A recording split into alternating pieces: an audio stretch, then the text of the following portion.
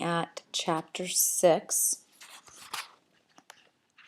Chapter 6 focuses on the wrestling match that takes place as part of the new Yam Festival.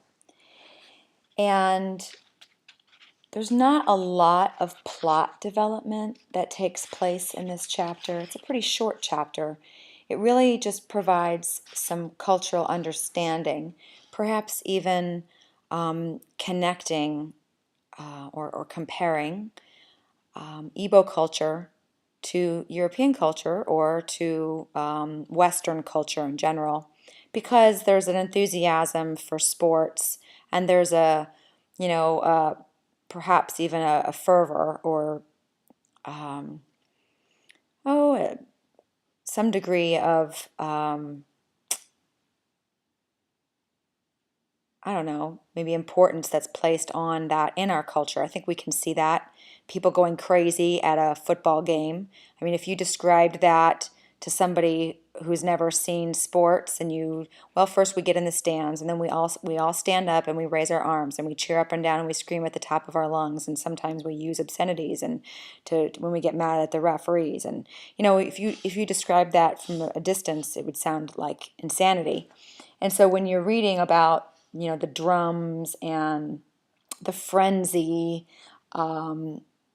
it can sound like it's some kind of bizarre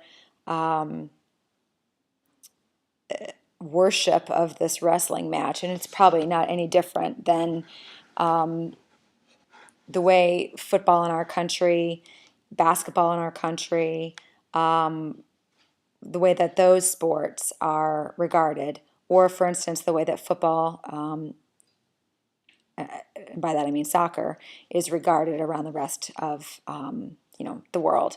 So that's a really good cultural comparison.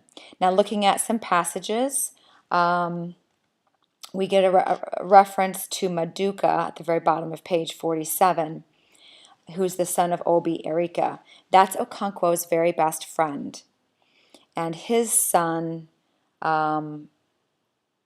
won this wrestling match. And we'll see throughout the book a few times that Okonkwo, admires that kind of a son. On page 48, if there's any plot development that takes place in this text, it's what happens on page 48 between Ekwefi, that's Okonkwo's second wife, and Chielo, who is the priestess of Agbala. Right? She prophesies. She's the voice of the oracle. So in that cave in the hills that you have to get to by crawling, on your belly, and you have to go through that small hole, and it's very dimly lit on the inside. She is the one who interprets Agbala, okay? Well, she meets up with Ekwefi, and they have a conversation about Azima.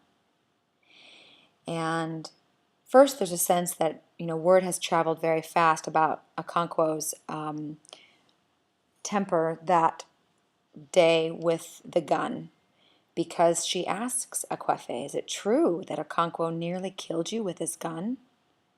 And she says, yes. In fact, I cannot yet find a mouth with which to tell the story. So there aren't, in the same way that we would say there are no words for how I feel. She says, your chi is very much awake, my friend. And that's similar to how we might say, wow, you must have a pretty amazing guardian angel. Okay? Then she asks how Azima is doing. And Ekwefi's response probably strikes us as bizarre, because she says she's been very well for some time now. Perhaps she has come to stay. So that works on two levels. It helps us see that infant mortality is, the rate is high. And that would have been true at this time everywhere, but even more so here. many, many, many children just don't survive early childhood. And when Akwefi says perhaps she has come to stay, we begin to learn really this cultural belief about children and their ties to the spirit world.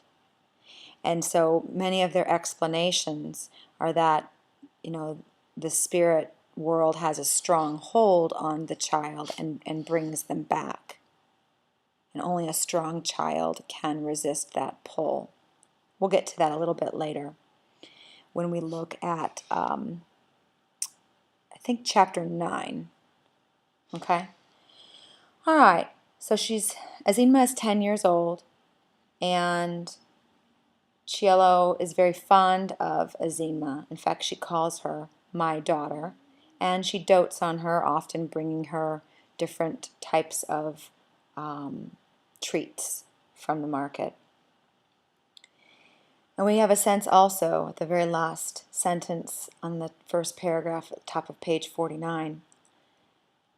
Anyone seeing Cielo in ordinary life would hardly believe she was the same person who prophesied when the spirit of Akbala was upon her.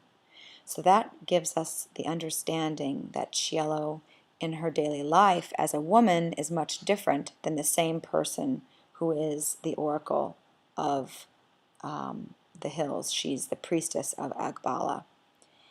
That she takes on a very different persona when she is in that role. Okay? Then we get back to the wrestling match, and you see how that takes place. And as I said, there's very little plot development there. It's just understanding the role of sports. Might be interesting to,